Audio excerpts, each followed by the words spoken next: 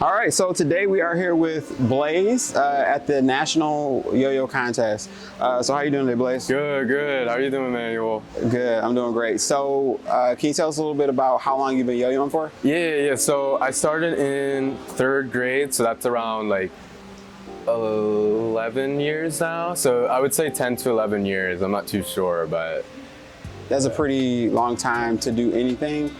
So have you been yo-yoing consistently the whole time? Did you take a break in between? I would say I took it relatively lightly when I first started off. Like I didn't really have an interest in progressing much at it. It was kind of just like something to pass the time. But then like I would say 4th and 5th grade, I started to really pick it up really hard, like, you know, losing less passion into sports and then really picking up competitive yo-yo and trying to grind that. So, yeah. What's something that you value about, yo-yoing as an art and then the yo-yo community? Ooh, that's a good question. Damn. I would say, so as art and then as a community. Yeah. I would say from like an art perspective, the amount of different styles you can see people come up with is, you think there's a limit to what you can do, but there's so many infinite, possibilities from like one mount or one transition. And I think that's what keeps people so intrigued with yo-yo, is that there's endless possibilities with it. There's endless styles you can do, at least pertaining to like, the 5 main styles. But from a community perspective, I would say, the people for the most part get along so well, and it's like a safe haven for people to kind of escape their daily stressors a lot of the time, and really just throw yo-yo and just have fun. So I would say from a community aspect, it's very important for people. So.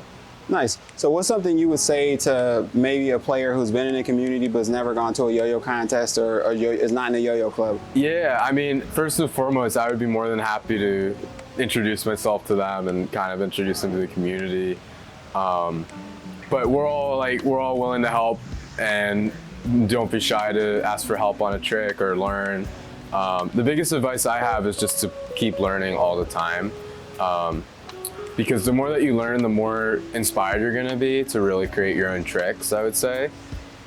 So yeah, just honestly not hesitating at all to reach out to someone who you're a big fan of, because they're human too, so there's not a big difference in skill or anything like that at the end of the day.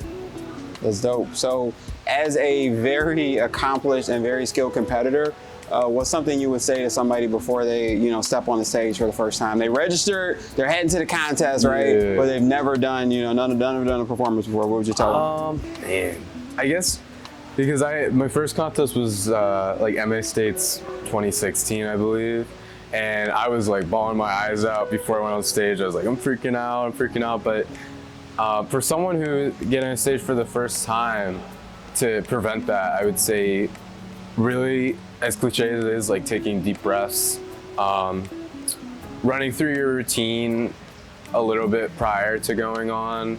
And a really great reminder or thought to have in mind is to remember it is a first time. Like, it's not going to be perfect. It may not be great, but you're getting that first time out of the way, and it's only going to get better from there. So kind of that mentality. Nice. So is there anything else you want to say to anybody who might be watching this? Emmanuel's a great guy, man. Like, I'm not even joking. The art is phenomenal. The designs are great. So would totally recommend supporting him. So yeah. Well, that means a lot. Yeah. Definitely appreciate it. And thanks for taking the time out to chat with us. Of course. Yeah.